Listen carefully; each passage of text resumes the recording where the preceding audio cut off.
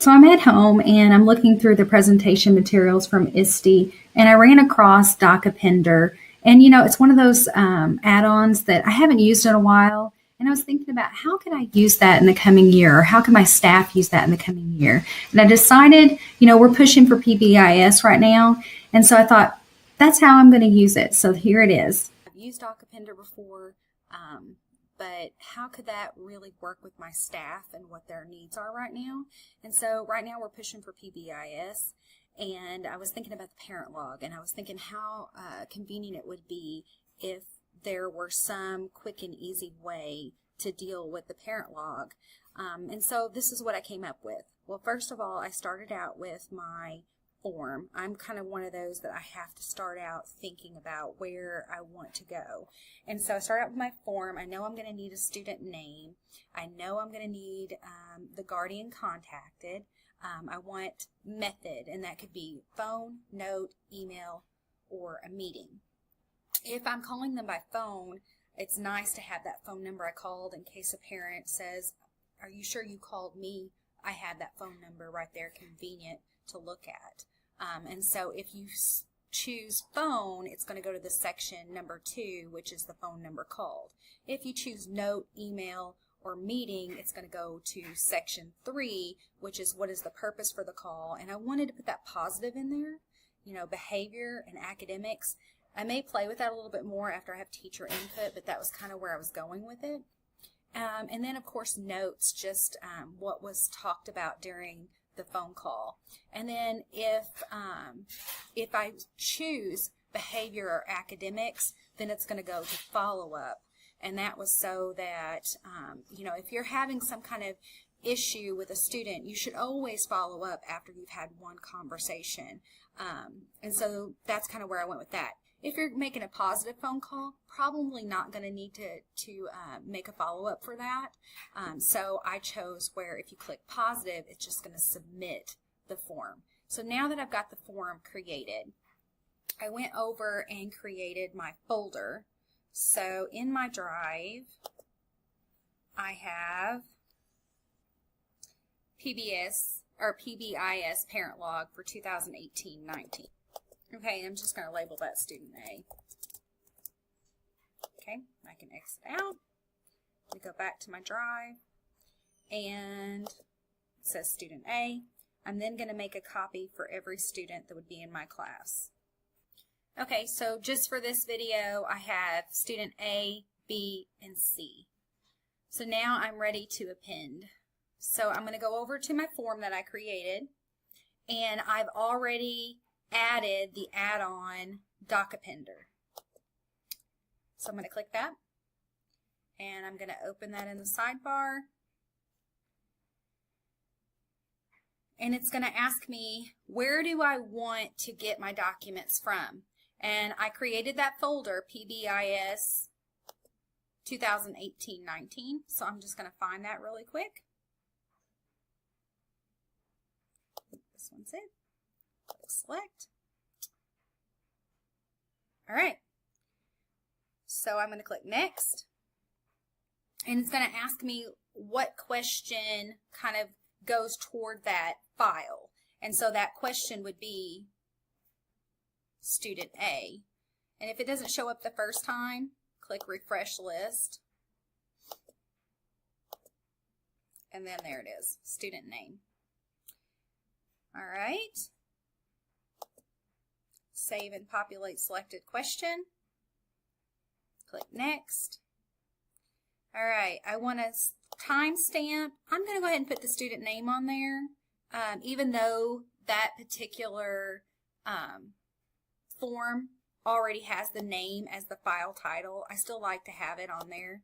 So I'm going to click all of these.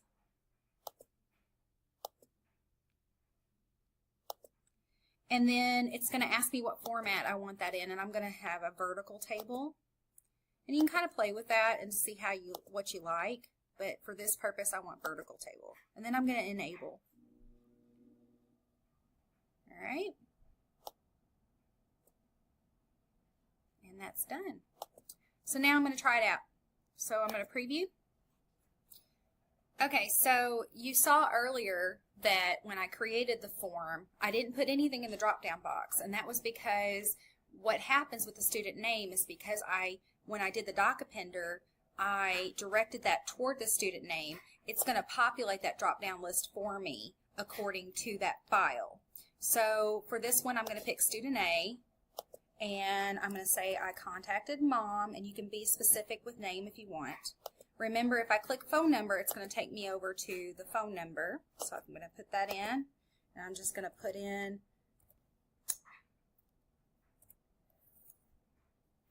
8675309. No, I'm kidding.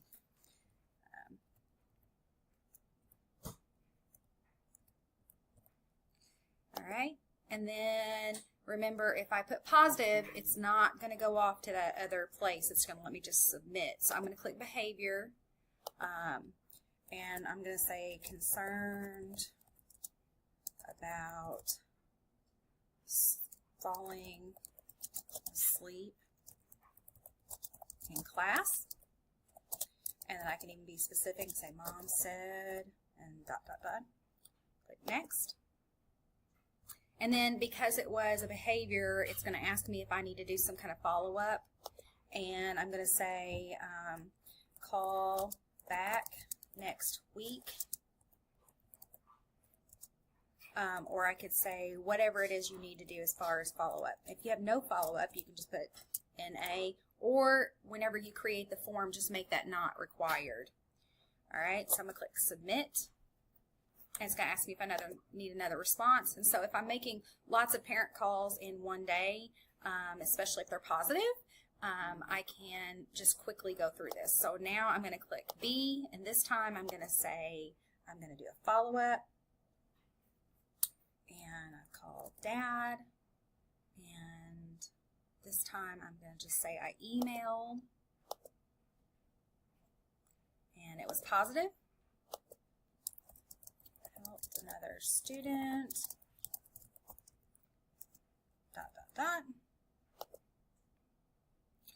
And since there's no follow-up for that, I click submit. I'm going to go back, and I'm going to choose student A again. And this time, because I want you to see what happens when you have more than one response for one student. So I'm going to put email, behavior, sleeping in class has been resolved. I tried ... And I don't need to do a follow-up. Or I could say, oh, follow up with positive comment later. Submit. All right, so there I have that. Okay, so now I'm going to show you what it looks like on the back end of that. So I'm going to go back over my drive, and you can see I have student A and B and C again. And so I'm going to look at student A, and remember we made 2 contacts. So here you have the record of those contacts. And so it's just a nice way to, and it's in a good format, very easy to read, very easy to see. And then we're going to look over at B. And there you'll have the one contact we made with the parent. Okay. So what else is fun about this is when you go over to your form, you can see I have 3 responses. Those are the 3 contacts I made. So if I click on that, I can see a summary of my contacts. So it's kind of nice as far as like a little checkup of yourself. You know, as a teacher, it's nice to have some accountability to yourself. And so this is a great way to just kind of get a real quick visual of the contacts you've made. But then you can also look at your spreadsheet, which is what I'm going to create right here. And then that spreadsheet's going to pull up, and then you have a record of all of your students, all of your contacts in one document as well. So depending on how you want to see things, you can print out that record or whatever you need to do for the end in the docs, or you can utilize the information right there in Google Sheets of all of your students. So it's a nice way to make the most of your parent contact information. All right, I hope you enjoyed PBIS, DocAppender, and I hope that you find it as useful as I did.